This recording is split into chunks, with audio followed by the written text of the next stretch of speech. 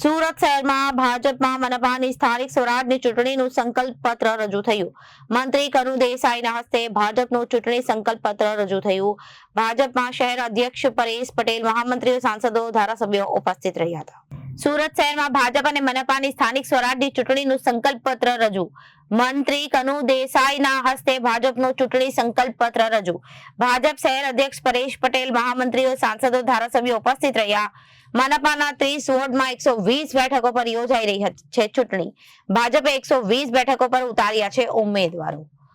સમગ્ર ગુજરાત આજે જેને મિની વિધાનસભા કહીએ એ રીતની સ્થાનિક સ્વરાજ્યની ચૂંટણીમાં જઈ રહ્યું છે, ત્યારે સુરત શહેર સમગ્ર ગુજરાતનું સૌથી વધુ વિકાસ પામતું શહેર છે, ત્યારે સુરતના વિકાસ માટેનો સંકલ્પ પત્ર આજે અમે પ્રદેશના મહામંત્રીશ્રી અને સુરતના ઇન્ચાર્જશ્રી પ્રશાંતભાઈની આગેવાની હેઠળ અને અમારા વિધાનસભાના ઉપાધ્યક્ષ શ્રી પૂર્ણેશભાઈ તેમજ દરેક ધારાસભ્યશ્રીઓ અને શહેર પ્રમુખ શ્રી પરેશભાઈની આગેવાની હેઠળ સંકલ્પ પત્ર રજૂ કર્યું.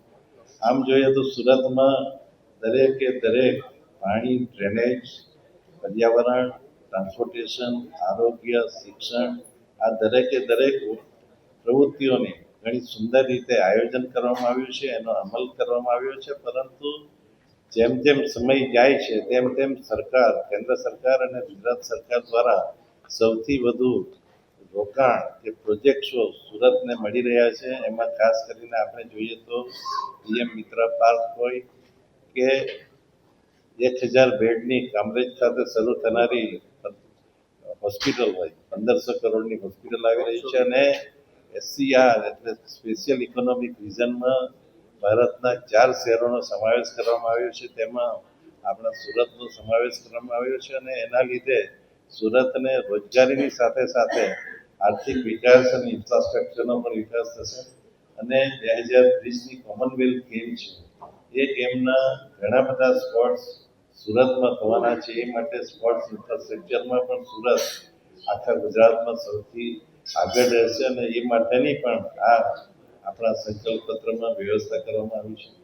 ખાસ કરીને ગુજરાતમાં સુરત વીર નર્મદની ભૂમિ કહેવાય છે, તેમજ 84 બંદરના વાવટા અહીંયા ફરકતા હતા. એ રીતે સુરતે પોતાની આગવી વેપાર પ્રવૃત્તિઓ જાળવી રાખી છે. અને એમાં માનનીય મુખ્યમંત્રી શ્રી ભૂપેન્દ્રભાઈ પટેલની આગેવાની હેઠળ અને માનનીય પ્રદેશ અધ્યક્ષ શ્રી જગદીશભાઈ વિશ્વકર્મા અને માનનીય નાયબ મુખ્યમંત્રી શ્રી હર્ષભાઈ સંઘવીની આગેવાની હેઠળ ગુજરાત આ ચૂંટણીમાં ભવ્યથી ભવ્ય વિજય મેળવવા જઈ રહી છે. અને વિકાસના દરેક કામો અને લોકોનો હેપીનેસ ઇન્ડેક્સ સૌથી વધુ થાય એ માટેના પ્રયત્નો આ સંકલ્પ પત્રમાં જાહેર કરવામાં આવ્યા છે. Thank you. Bureau report, Janadesh news.